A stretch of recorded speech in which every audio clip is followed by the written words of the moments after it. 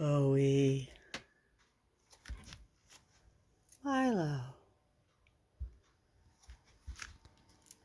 The animals have gathered around and they want to be a part of this presence, your presence, this energy. And so today we're going to just go straight through and not break it up because today is about relationships and love. And I'm sure one question might not mean anything to one person, but might mean something really important to another person. So we want to try to keep this session together. And I really appreciate you coming over and spending your time so we could do this. The first question is, how can I heal my broken heart? Oh, I'm sorry to hear that. It's tough when you go through a very hard time to open your heart and allow love and self-love in. It's very hard to do that. I've been in that situation, I can relate.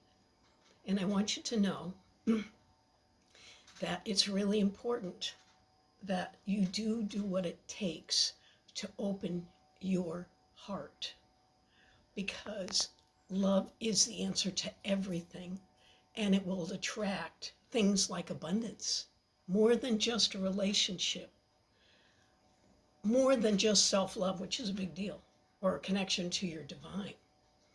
It is critically important to keep your heart open and in love with yourself and life. You deserve it, because the other side of that is blocking. And I'm not unempathetic to where you are. That's really important. I do understand what you're saying. And no, it's important to start working on self-love first. A medium all. And so to do that, I'd like you to look in the mirror 3 times a day and look in your eyes in the mirror, and I'd like you to say the words, I love you, with your deepest heart. Say it from your heart, I love you. So 3 times, I love you. Or, and I love me. I love myself. Any combination of that. Say it at least 3 times a day. Because you want to start opening and softening that marshmallow heart to allow attraction to come to you. And the next level of that which you've been hurt to come to you. But know that at this moment it's really good not to have a relationship in your life if your heart is broken. Stay away from the sex, stay away from the same sex or heterosex, whatever you're into. Just keep your heart open to yourself. All you have to do is give yourself to yourself. That's what's up for you right now. Give yourself to yourself so that you can begin to start receiving at a whole new level and what you really, really deserve. You beautiful, beautiful person. Well, the next question actually kind of fits into what you just said. What should I do if I feel unlovable? Realize that your ego is lying to you. It's not true at all. Absolutely not. You are incredibly lovable. You just have believed maybe some beliefs from the past, from parents or society or this or that, that says you're unlovable. And maybe you have a pattern that says I'm unlovable because, okay? But it's not true. That's a lie. You are ultimately lovable. You are lovable beyond your wildest dreams. And no, it's time for you to start auto-correcting. Every time you hear, I'm not lovable, you immediately go, stop. Or next, for next thought, next, either one of those, and break the pattern and say, I love me. Gosh, I'm good. I am so lovable. Do you hear what I'm saying? But you don't say it just to say the words. You've got to say it with intense feeling of love, because that will shift it, immediately shift it. And you also might say the words, I am that I am. That will break any pattern. I am that I am. Okay? I am lovable. You see, you just move right into I am lovable. What you say to yourself is the most important thing, because you've been lying to yourself. It's not even you, your ego, which is your past negative conditioning or projecting to the future, is lying to you. That's not you. Notice that's not you. It's that loud, naggy voice that you've had from the past. Nah, nah, nah, nah, nah. You're not lovable. No, that's not you. You and your magnificence are perfectly wonderful the way you are. So the next question is, how do I attract a healthy partner? Well, that's a question that comes after you've done the healing from these previous questions. You never want to attract a mate at this level. You want to wait, give yourself a year, come back to self love. When you finally get self love and you don't need somebody, that's when you'll attract somebody. When you almost don't care. Always happens that way, always has. You know, as a matchmaker, I've worked with thousands and thousands of people. You always attract at the level you're at. And if you don't know what level you're at, attract somebody, and that will tell you what level you're at. Well, I have to stop you because the next question was, why do I keep dating the same type of person? Because you're the same type of person. It's divine law. It's called the law of attraction. You've heard of that. Okay, then my soulmate. How will I know when I've found them?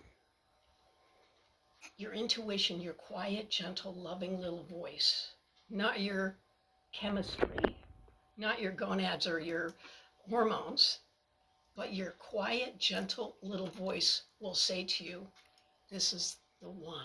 You will hear that, for that quiet voice, that quiet, loving voice will tell you. And I found that even after I had had my quiet voice tell me, I didn't believe it. Okay? So you may not know immediately, but when I work with a client to get them married or in relationship, it's 33 sessions to teach all these 50 million things that people need to know. Because if you're not the right person, you can't attract the right person, right? So what you want to do is you're going to have specific systems that you need to know if it's the one. That's not a 5-minute answer to you. I have very specific systems and 3 specific things that you have to know, and then you'll know it's the one. It's too logical, the system I use. Okay, but it's not what you're doing now, because what you're doing now is attracting what I call low frequency, high maintenance relationship. So the other person wants to know, how can I improve the relationship I am in? Well, that's a good question. Oh man, these are great questions. Okay,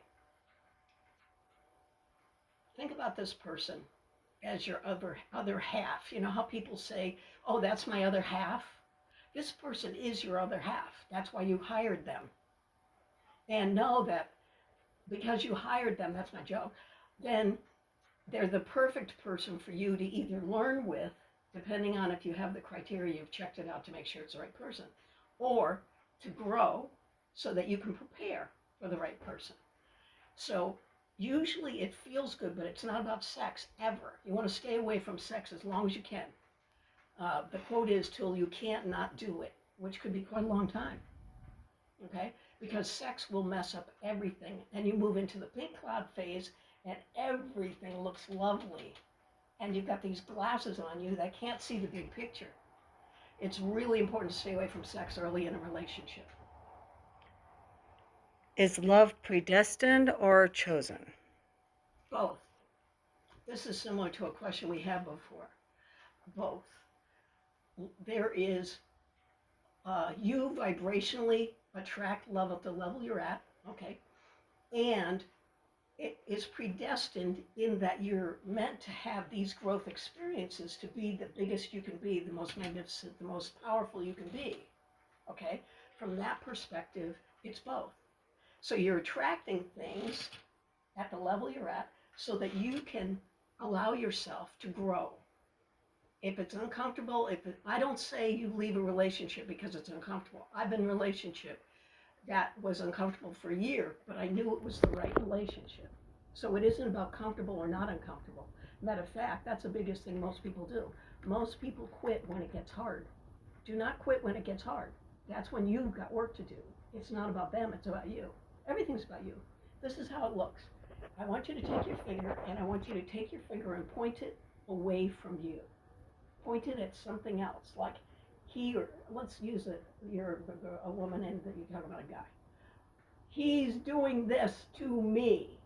See that figure waving, going like that? When you're doing that, I want you to see you've got 3 fingers pointing back at you, and your disconnect from source. Do you see this? Your hand is actually saying it's about you, and your disconnect from source. It's never about them, it's always about you. Okay, so then they want to know, how do I forgive someone who hurt me deeply? If you do not forgive them, you are walking around with a ball and chain on your ankle for the rest of your life. Do you like that idea? Nobody does. See, forgiveness is not about forgiving them. It's about setting yourself free from the karma, the drama, the mishigas. Okay? Allowing the freedom of magnificence and hugeness and wonderful and light and love to come to you. So when you don't forgive, what you're doing is, again, blocking the flow. You are putting up your hands and you're blocking the love from going in and out. So if you do not forgive, you're actually going to have a ball and chain or filters with dark glasses on them that you won't see anything that is forgiveness. It is not about them, you forgiving them. It's about you forgiving you in the situation, and then you forgive them because they know not what they do. How do I stop being scared of intimacy? It's called into me you see. Intimacy is into me you see. You're not wanting people to see into you. You don't want people to know you. You don't want people to see your exquisitely beautiful marshmallow heart, right? It's about you. If you do not allow people to see you, you cannot have a relationship, okay? So when you're vulnerable, there's a word we love to hate. If you're not vulnerable, then they can't really trust you because you're not being real. You're not being simpatico to them. You're not showing them the real you. They know there's something wrong, but they don't know what it is. They feel you're holding back, and it's really important. It's important to be real, but it's also as important to be tactful. This is what's happened in our society. People have stopped being tactful. They think, oh, they have to do it my way, or they have to hear me. Well, that's very true, but tactful is more important because the relationship is the most important part, not the you or them. Okay? So the last question is, do family members share soul contracts? Yes. It's that simple. Okay. Yes. Well, I just want to thank you for this session of love and relationships, and I want to show, look at how the dogs have completely been mesmerized into a funny little world. Thank you so much. Oh, they're stretching now, which means that maybe the people who watch it will stretch too. Thank you so much.